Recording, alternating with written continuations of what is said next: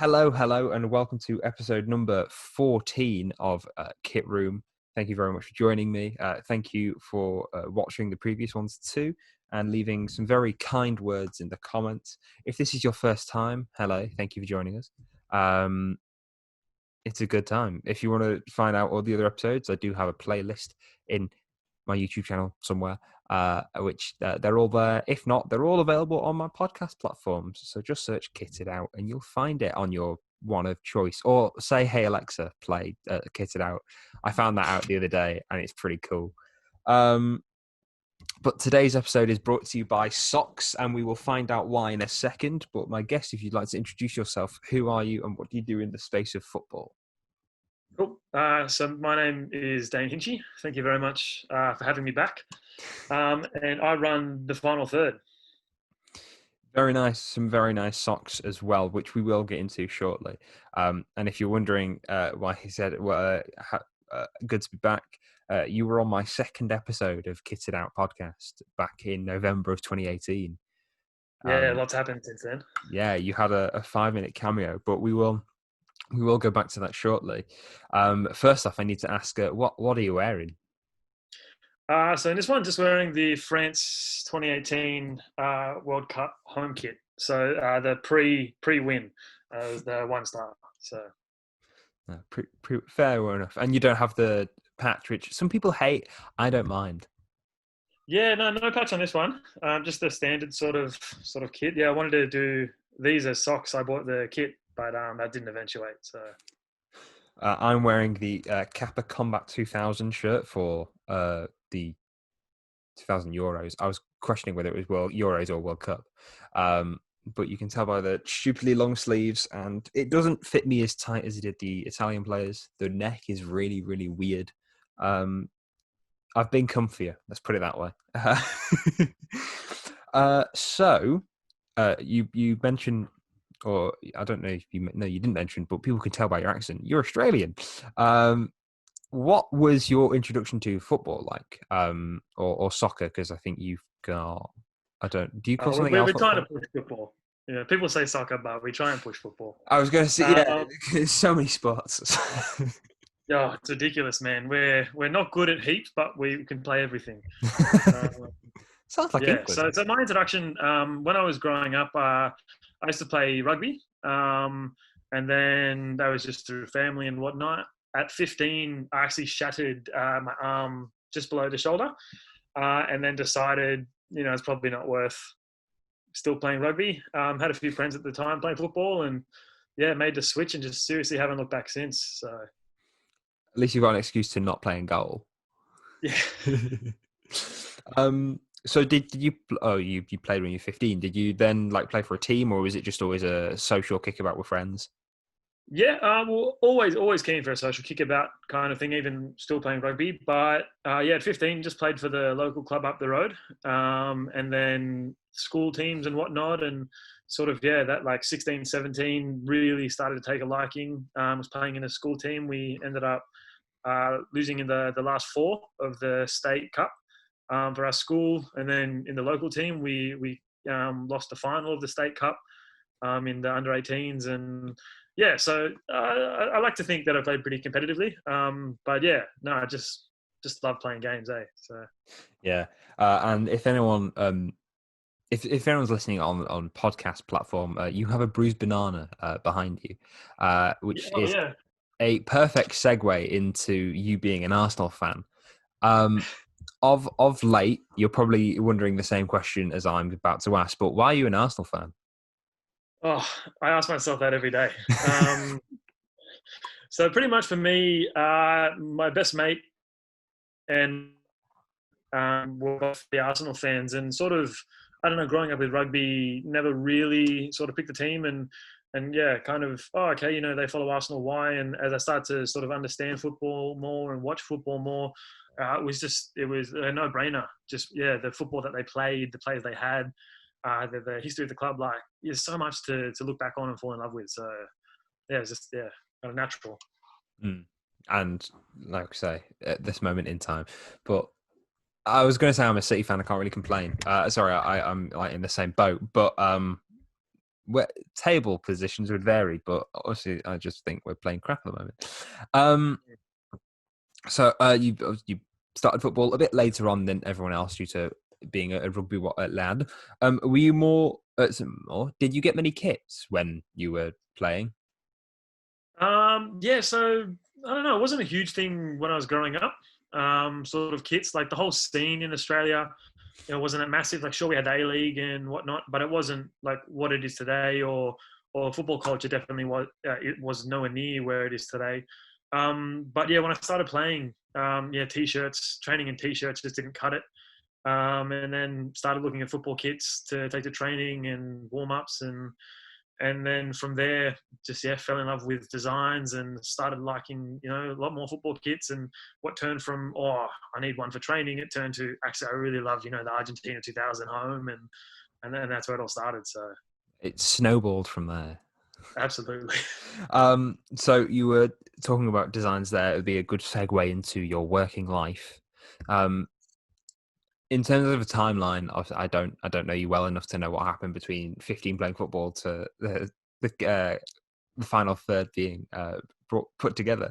But as I touched on, you did feature on an episode in 2018. How many socks did you have? How many designs did you have then in 2018? I have the Lazio Well, one on now, which I must say they're very comfortable. But yeah. how many pairs did you have then at that time, and how new was the final third?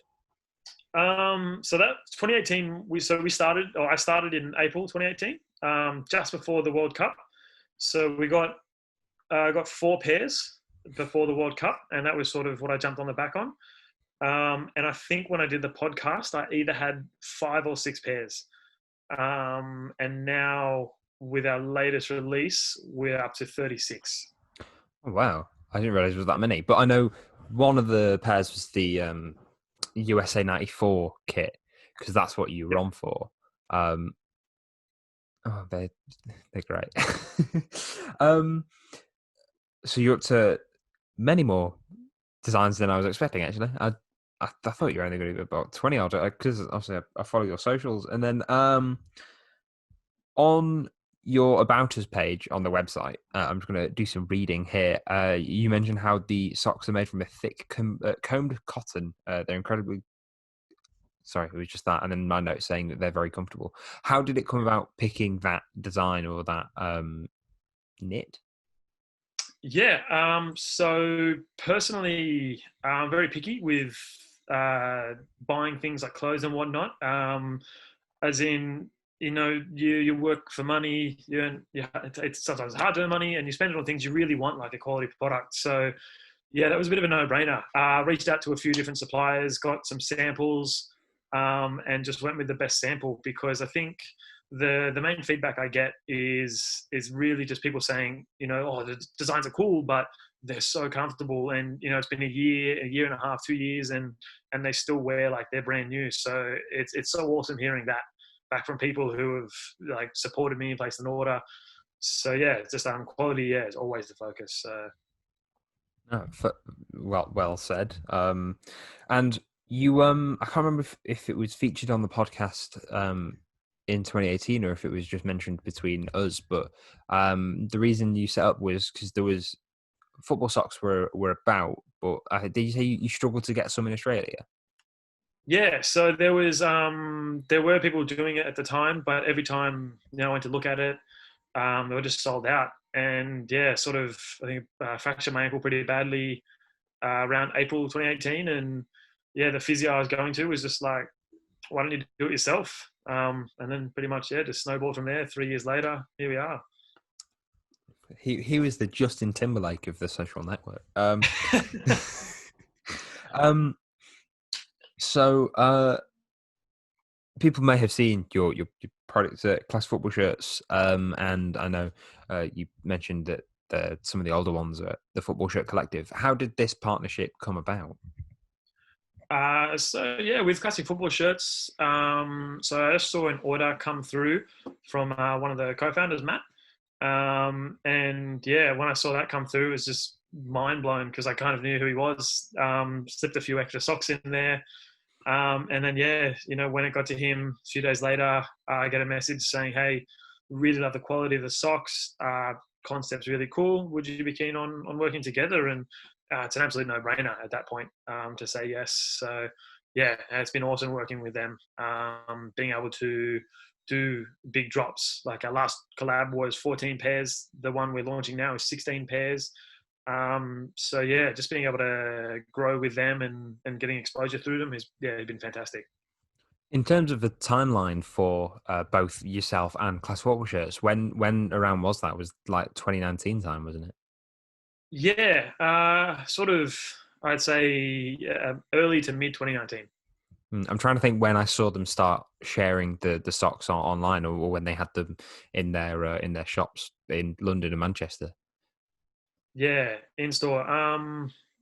Maybe around April or March, I think. So Yeah, only about you only go for about a year. That's not bad at all. yeah, it's been fantastic. And I was going to say, how has that been for you in terms of? I'm guessing it's both driven traffic to yourself and also um, successful through Class Football Shirts. Yeah, so yeah, just kind of like seeing people from their page jump and follow me and kind of talk. Oh, it's so cool seeing like different things like that, and just the speed at which sort of the styles have grown as well. Because Matt's like super keen. He's like, hey, here are these kits we want to do. Let's get onto it. Let's do them. And then like bang, 14. And I was like, oh whoa, to go from 6 pairs to 20. It's been crazy, man. Like when I first started, you have no idea where you're going to go with it, and then one day you just get an order and good change. So Yeah, and then I'm just trying to think back at some of the designs. So I won't show them again, but there's a Lazio ones I'm wearing. I remember seeing the Barcelona '96 away shirt, I believe, yep, and then in yep, terms of the collection coming out, you've been teasing the Inter Milan away shirt from 2010 with yep. the snake. You were teasing that for about 2 months, and I've been waiting patiently for them to come out, and they finally are. But do you have a favorite design of yours that you think Oh. is just pulled off so well, or maybe just ones that you always reach for? Yeah, the when we saw the sample for the Inter 2010-11, I just couldn't not share it. It was just like the design. You when I design a pair, you kind of know what they look like. And when I did these, I was like, oh, I'm unsure. And then when they came out and you saw the actual sample, I was like, oh damn, these are cracker. So they're probably my new favorite. Aside from that, probably the USA 94 or the Arsenal 95-96, which was one of the first four. So yeah, I've always got a bit of a soft spot for that one. And have you kept a few of these off to one side for yourself? So Yeah, definitely. It's kind of like when the new order comes in and say you order, I don't know, however many, it's usually like -1 or -2. Just kind of put those in my own drawer. So if I'm not wearing my socks, I'm usually barefooted. I do like how every time if you've got a new order or when you've got a new design, um, and you need to do a photo shoot for it, it looks like that you're just going for a kickabout with some friends, and it's like, oh, we'll go go and play football, and if I can grab some pictures of socks, that'd be great. Yeah, it's exactly what it is. I can't really afford models and big budget shoots. So I just kind of hit the boys up and say, "Oh, let's go for a kick. Don't mind the photographer," and that's about it. So usually I just give them a few pairs and we call it even. Match the shirts with it too, and you're good to go.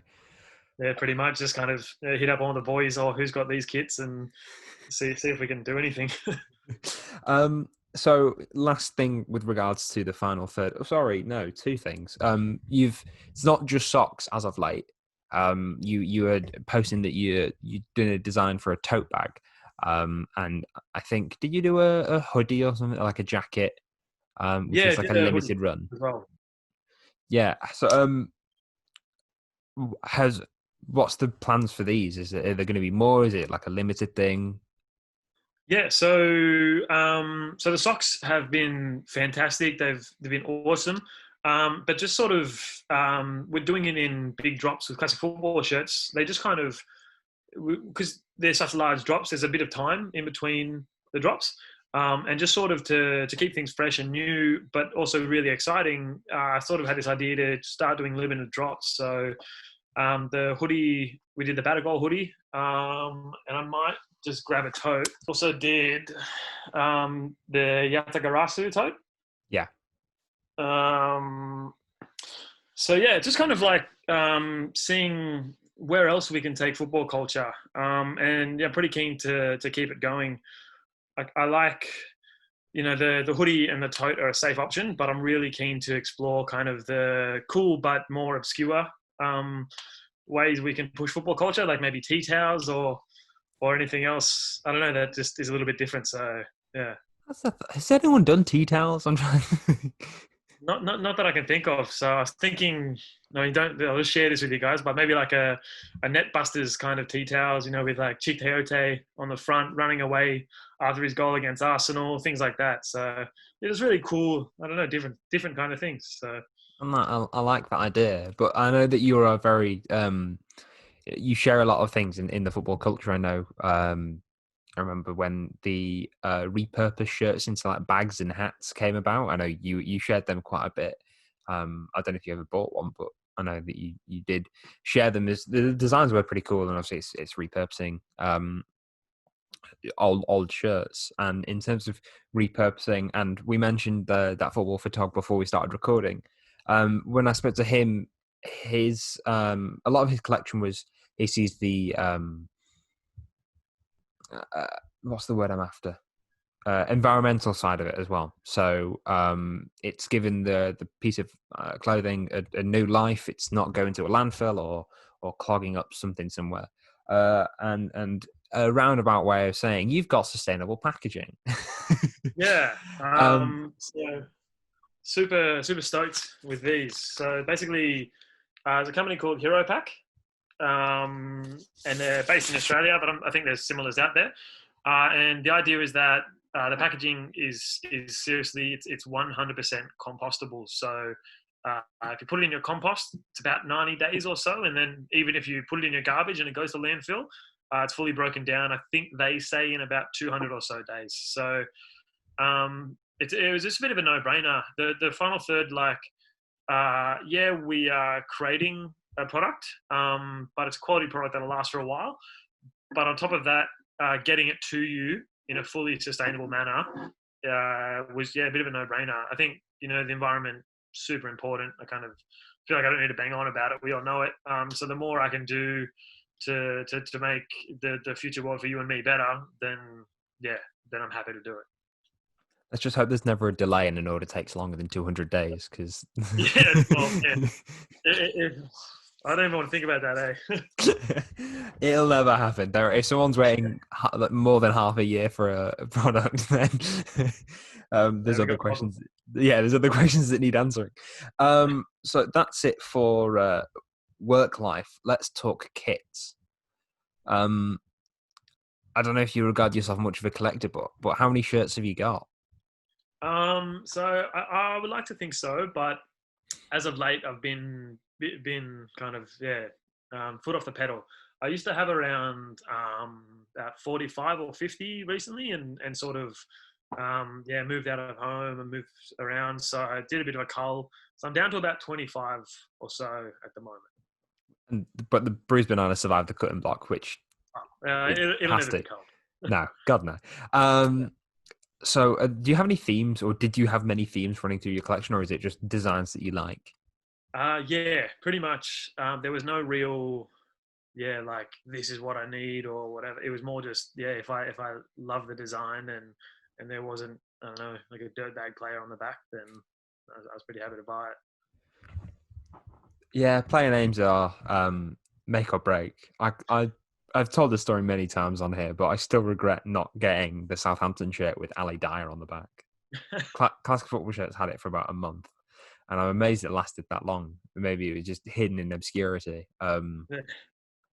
But I didn't get it, and someone sadly beat me to it. I'm gutted. So what got you into collecting? Oh, was it was finding something to wear to football, and then to wear on the street afterwards? Pretty much, yeah. And then just snowballed from there. Yeah, I think that's happened with everyone. Um, so I have spoken to a couple. Australian collectors, that football photog, and I'm so sorry, Rick. I can never remember the last three-letter order. FSC, FCS, Rick. I've done an episode with him, so I'm just I'm stalling to see what it is. Rick FSC. I'm so sorry, Rick. I will remember. Um, but what when I spoke to them, they spoke about the difficulty of sourcing shirts in Australia without having to pay an arm and a leg in terms of shipping or from Europe or what. How have you found collecting and access to shirts? Yeah, would probably agree with those guys. The your big European kits, UK kits, they're the ones people want. They're the cool obscure ones, Spanish, Italian. So yeah, it's not exactly close to us. So when you find a kit here, it's hot property. Whether it's on eBay or things like Gumtree and stuff, yeah, if they're on and it's a decent price, they're gone. If you're not there within the first day, someone's usually picked it. And then other than that, a secondhand store, you might get lucky. This bruised banana I found for about the equivalent of I'd say £4 or £5 in an op shop. So I was just walking through one day and saw it and was like, nah, that. And yeah, so it was $8 Australian. Jesus. Crazy. Yeah, that's probably the same story as how I came across. So I've got the 1999 Manchester City Kappa goalkeeper shirt, and there was a new retro clothing shop in Birmingham that had opened up, and I knew they did football shirts. And every time I went in, they were all crap, like old United stuff, or because we're in Birmingham, it was Birmingham and Villa. And none of it really tickled my fancy. And then I went in one day. I was on the way to a City game. I can't remember who we were playing, but I was on the way to the train station. I thought I'd just quickly nip in because I was a bit early anyway. And I walked in and saw a long sleeve Kappa trim hanging out of the shelf, and I was like, I don't care what that is, I'm getting it because it's long sleeve and it's Kappa. And I pulled it out, and it was this City goalkeeper shirt, and I was like, oh my days, I've never seen this on sale anywhere before. I think I paid 20 quid for it. So good. Yeah, I don't know why I take that off. I should just wear it all the time. It's amazing. Yeah. But do you have many favorites in your collection? I'm guessing the one behind you holds some special place in your heart. Yeah, that's pretty. Yeah, it's pretty much like that. I'd probably say it's probably a tie between three. So I've got the Japan 1998 home kit, which I also have the socks for. For me, for that kit, it's the design. It's wicked. Every Japanese kit is wicked, but the 1998, especially with the flames on the sleeves, and then the alternating flames in the stitching, in like a lighter color than the kit, just attention to detail on point, and it's just an awesome looking kit. The other one would be, I think, AC Milan 2006 away long sleeve, the white with the red, red, black, three stripes with Ronaldinho on the back. For me, yeah, Ronaldinho, what a player, man! He's him and Kaká are the two that I religiously watched growing up. Every Australian has a soft spot for Serie A because it was on for free. In the 90s, 2000s. So yeah, that was a no-brainer. And then probably the Arsenal 95, 96. I've got that kit, the away kit as well. So yeah, that kind of was one of the first kits I had that started the sock design. And speaking with Drake Ramberg, the designer of the kit, who bought a pair of socks. Yeah, just lots of memories associated with that design. So Wow. Okay. yeah. Have you I've lost my train of thought. It was going to be a really good question as well in my head. It might come back to me, but we'll go to the next one. In terms of the socks and the designs picked, well, we're going back to the socks. How did you pick the designs? Is it what would work well on the socks, or did Classic Football Shirts come to you with X amount of designs and went, we want these, or how's it come about? So yeah, a bit of everything there. When I first started, I started sort of, so it was Arsenal 95, 96 was the first one I designed, and I kind of thought, how can I leverage the World Cup to my advantage? So I did three World Cup pairs: the Argentina 2018 away, Colombia 2018 home, and Japan 2018. And then from there, I just kind of, it was a mix of what designs I liked, what was popular, and what worked for socks. And so yeah, just mixing those three around and finding a few good pairs. And then classic football shirts, when I collaborated with them, were like, here's a whole bunch. What do you think will work? And then yeah, just kind of pick out of the list. Go designs, go samples. Okay, that doesn't work. This does work. And yeah, we go from there. And working with them has been fantastic because well, they see kits every day. They're the experts. They know the little details. So when I go back to them with the design and they say, oh, you know what, just change this little thing and add this, and it just takes us up to a new level that, yeah, not having the kit in front of you wouldn't. So yeah, it's really cool, the creative process. I really enjoy it. So yeah. In terms of the process from it being an idea to the design and then having the physical thing, how long is that process, or can it vary from design to get it perfect? Yeah, so it varies from design to design. Working with a supplier as well, you can't assume anything. Like we're nerds. We look at the kits every day. We love the kits. We know, oh, okay, that kit in that sock design should look like this, but some people don't. So yeah, it just kind of depends on how clear I can be and how clear the design is, and then kind of just working back and forth from there. So yeah, it all comes down to the kit. And I've remembered my question. Everyone's cheering. The recent Adidas and Arsenal retro launch. Obviously, they did one this time last year with the revamp of the Bruce Banana and a collection there, and then they did another one that came out yesterday, I believe. Um, Yeah. did you pick anything up in that? And what are your thoughts on revitalized retro?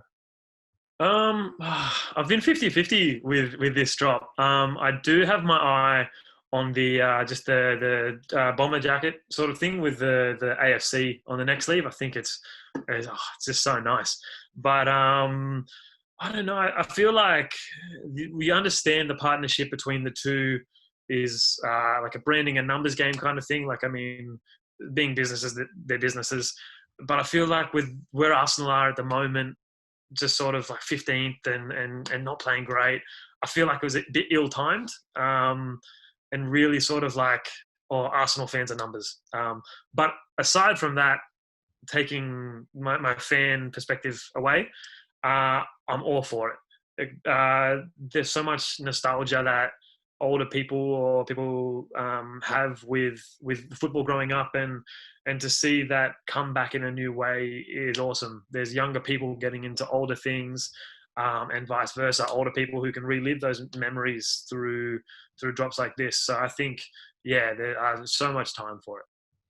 Yeah, personally, not having a horse in either race, I like the designs. Some of them are amazing, but I didn't really know how to feel about it in terms of like revitalized retro, because the example I always use is the Bruce Banana one. So when they revamped that one, I think they made a couple changes. I know that the badge was made bigger, and the manufacturer badge and the Yeah, Arsenal and I badge were moved put in closer. as well. Yeah, Yeah. but that doubled the price of the original shirt. Um, so you could pick. So about a year and a half ago, you could pick the Bruce Banana up for about 175 quid. It's now going for about 400. So I was like, it personally left a bad taste in my mouth. But I was thinking about this the other day. If City ever went back with Kappa and we did like a retro rerun, I would buy everything twice. Like, so, um, I'm I'm a bit hypocritical here. um, Yeah, it's hard. I wish they kind of uh, left the kit itself alone and worked on more of like the training and merch side of things. But at the end of the day, I think it's still good to see that, yeah, there's sort of like the want and drive for this, yeah, kit culture. hmm, very well said. So that is everything for my questions wise. Um, Actually, no, I didn't put this on. I keep forgetting it. However, one of the last things I wanted to do is in the UK anyway, because I know you're relatively back to normal, but obviously lockdown and COVID-19 has stopped a lot of concerts and everything, and so the arts industry has been hit quite significantly. So each episode, I'm trying to get the guests to recommend either a song, artist, or album to go check out. And this is where people get nervous because they've got to say what music they listen to. Um, but yeah, who's your recommendations? I've recently been introduced to a few Australian artists by Alex. Yeah. So Lime Cordial, Oh, yeah. Yeah. Slow Coaching, and there was one more, but their name escapes me. But who is your recommendation? It's been an interesting year. Sort of, yeah, musically, for the arts as well. I kind of, at times, I sort of, yeah, threw back to pre-COVID without trying to be corny. So I'll give you two albums. So one old, Inner Speaker by Tame Impala. A fantastic album. This one for me is summer. It just takes me back to beaches and road trips with friends.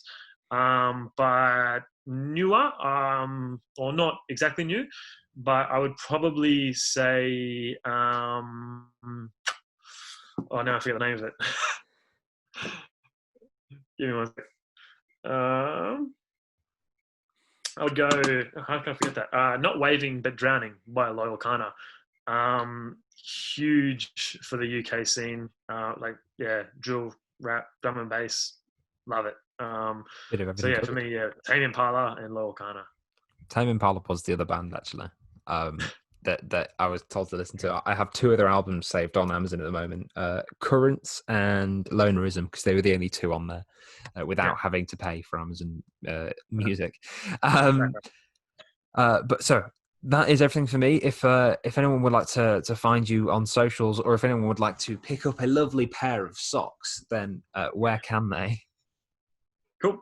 So mainly Instagram is the main one for me. So at the final third. Also trying to delve into Twitter, Final Third Socks, but the website is www.thefinalthird.football. Lovely. I was actually looking on last night if I could find you on Twitter, and I couldn't. I didn't know it was Final Third Socks. That'll be why. Yeah, the Final Um, Third was taken. oh, damn it. But yes, thank you very much. That is everything. So everyone, thank you for watching or listening. I keep forgetting about you podcast listeners, and I apologize. Um, if you enjoyed the episode, please leave a comment if you so wish. They do help, and subscribe if you feel generous enough to. I have 75 subscribers now. That's pretty cool. Let's see what happens. There'll be another episode out next week, contrary to the belief that it is Boxing Day. So once you've had enough of your kids, you can sit down and listen to me for an hour and a bit to talk about kits with someone else. Yes, thank you very much for joining me. And again, thank you, Dane, for joining me. Thank you. Thank you for having me.